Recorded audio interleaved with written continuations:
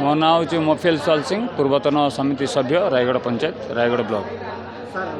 अभियोग नहीं कि आसती आज रायगढ़ ब्लॉक पंचायत ब्लॉक रे आज जो ग्रीवेंसटा है कौन अभियोग नहीं कि आसते आप कौन प्रतिश्रुति देने? सर आमर अभियोग हूँ प्राय 2 वर्ष है आमर हेडक्वार्टर अर्थात रायगढ़ ब्लॉक रायगढ़ पंचायत हेडक्वार्टर रे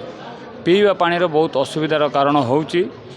गत 2 वर्ष है आम गोटे रास्ता रोक करूँ से आमको प्रतिश्रुति देते कि जे आपण मानकर पीवा पानी समाधान करने निमंते कही किंतु आज पर्यंत ता हो पारानी।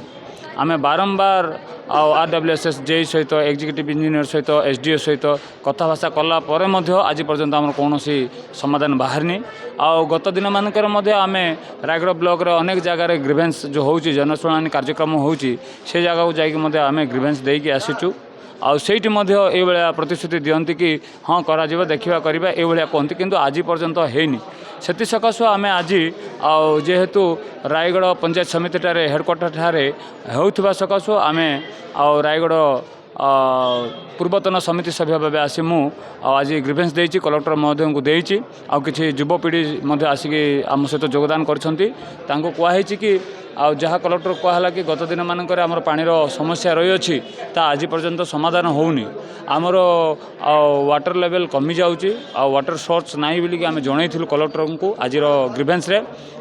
कलेक्टर महोदय कही कि जे आमर तो ये महा प्रोजेक्ट मेगा प्रोजेक्ट होची सेठी आपण माने पानी पाइबेनी बोली क्वेश्चन कला। आम कहलु सर आज को प्राय 2 वर्ष है से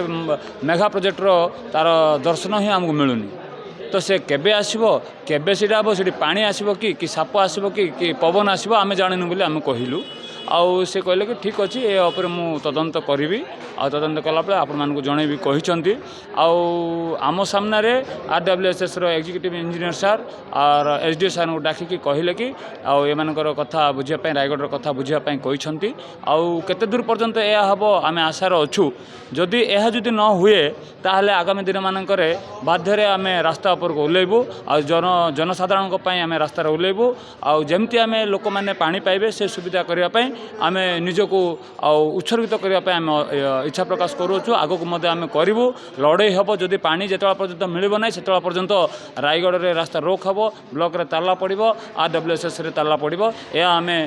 संकल्प नहीं जदि सप्ताहटी भितर जदि यार कौन समाधान न हुए ताहले आम बाध्य भाव में आम रास्ता अवरोध करने बाध्य हबू।